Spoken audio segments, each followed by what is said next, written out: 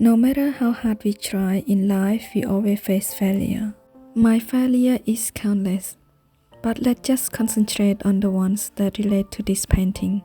Early on my watercolor journey, I failed painting yellow flower. I also failed to paint fairy wren because I did not use reference photo, and here is my recent painting. I believe you can tell the differences, so please allow me to share with you what I did to improve my painting. The inspiration is a mixed culture. The yellow blossom is from my homeland Cambodia, and the fairy wren is provided by my friend Chanda.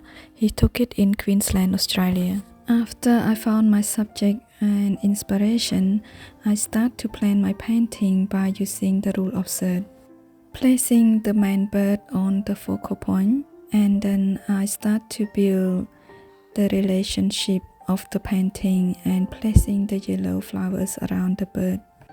I did not follow the reference photo exactly. I have the male fairy wren looking up to the female looking to the leaves, and two leaves and a flower bud are pointing at the male fairy wren. By creating a composition like this will lead the viewer's eye around the painting, follow the direction we have made. If I follow my reference photo exactly, my painting will look like this, and I believe you agree that the first option is better. I use 4 pigments for this painting: lemon yellow, cadmium-free yellow, alizarin crimson, Winsor blue green shade by Winsor Newton Professional Watercolor.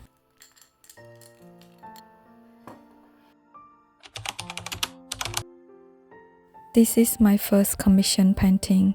You would think I gained enough confidence to accept commission painting to paint yellow flower. No, I wasn't have enough confidence, especially painting on a large size, but I accept the commission to gain more confidence. Surprisingly, this painting was sold last year. Today I revisit my fear again. I start my painting by wetting the paper with clear water, and then I drop on the pigment. I mix my green by using lemon yellow and Winsor blue. I also paint in some Winsor blue and lemon yellow in the background and let them blend in together on the paper instead of on the palette, followed by lemon yellow for the flower. I let my first wash dry overnight, and now it's time to add more layer to my yellow blossom. I use lemon yellow for the first wash because it's very transparent, and then cadmium-free yellow to add more texture to the petal. If you fail something, please don't give up. Instead, revisit it again and again and again until you gain enough confidence to paint it or to draw it or to create it without thinking. You never know, you might surprise that the thing that you're not good at finally become your most favorite things. Here I'm doing a lifting technique to create the highlight for the petal. I'm using violet to paint in the shadow area of the petal. This violet is a mixture of alizarin crimson and Winsor blue. Because my flowers are quite small, so I try to paint suggestedly, giving them just enough detail to make them look three-dimensional. With this violet pigment, I paint it wet on dry and very diluted, using my clean damp brush to soften the edges. Add a bit of orange to the folding edges of the petal. And then I paint in the little leaves that connect from the flower to the stem. I do not know what is the specific name for them, but yes, they are essential. We need to paint them in. They help to define the petal of the flowers. Painting leaves and foliage used to be very challenge for me in the past, but I learned that leaves and foliages, they are very important, especially when you paint floral. Leaves help to frame the flower and make them more stand out, especially if you paint light color flower such as yellow and white. I work wet on wet to create the leaves, and here I blend it with clear water, and I have more water than I intended to be, and it's pushed the pigment back and create blooms. And I did not try to correct this mistake, and I wouldn't call it a mistake. It's actually a happy accident because it creates a lovely texture and it makes my background look more interesting. I paint the foliage as one big shape using the same color, and then I break them up by using lifting technique to create highlight and charging technique to add darker pigment to the shadow area. Instead of concentrate on the detail, I concentrate on the value, working with the dark and light. Sometimes I had an unhappy accident, but instead of trying to erase it, I add a few more little blue dots here and there so that my mistake looks belong. I purposely paint this flower bud using warmer pigment so that it could help to draw the viewer's eye to the focal point. I rewet this top area with clear water, and then I start to drop on the green pigment to create the foliage. With this top part of the foliage, I purposely paint them softer and more blurry compared to those foliage around the male fairy wren. Soft edges will make the subject appear farther and out of focus. The hard edges will make the subject appear closer and in focus. These two techniques will help to create depth for the painting. If you have been subscribed for a while, you're probably familiar with me painting this female fairy wren. If you just want to learn how to paint a simple bird painting, I will link this one in the description below.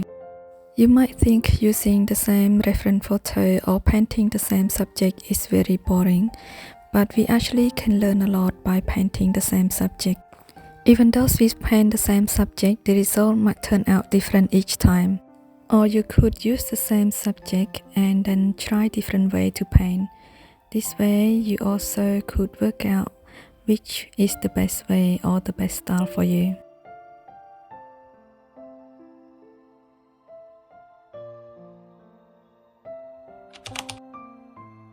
It is very important to observe your subject, especially their characteristics, their color, their form, their shapes, the texture, and also their size. If you don't have a chance to observe your subject in real life, at least observe your subject in reference photo before you start painting. It will help you to understand your subject and make your painting process easier. When I use reference photo, I try not to copy exactly the same as what I see in the reference photo. Instead, I try to use my reference photo as a guide and work accordingly and adjust it to suit my style of painting. And sometimes I flip my reference photo around so that it could help me to create a good composition. By observing all the detail from my reference photo, it's helped me to decide which area I want to add more detail and turn it into my focal point, and which area I should have less detail and keep it very simple, paint suggestedly so that it could stay out of focus and support my main focal point.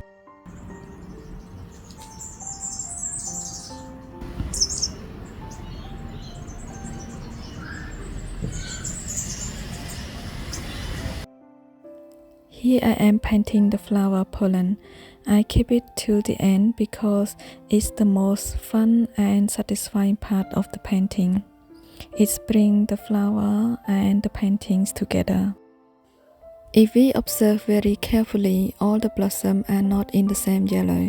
The ones that stay in shade and less exposure are in warmer orangey yellow, and the ones that receive more natural light are actually a lighter yellow.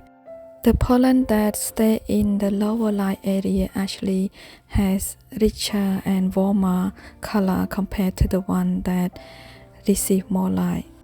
I use white designer gouache to add the highlight and then soften the edges with clear water.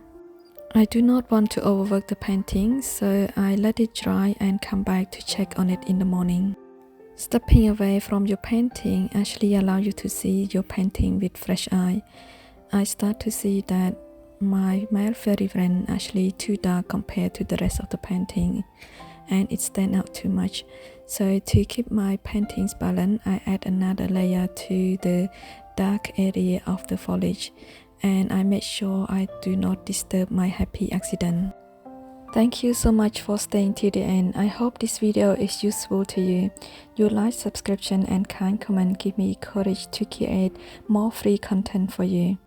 If you think this video is an advantage for someone or your friend, I will be more than happy if you share it. Until next time, happy painting!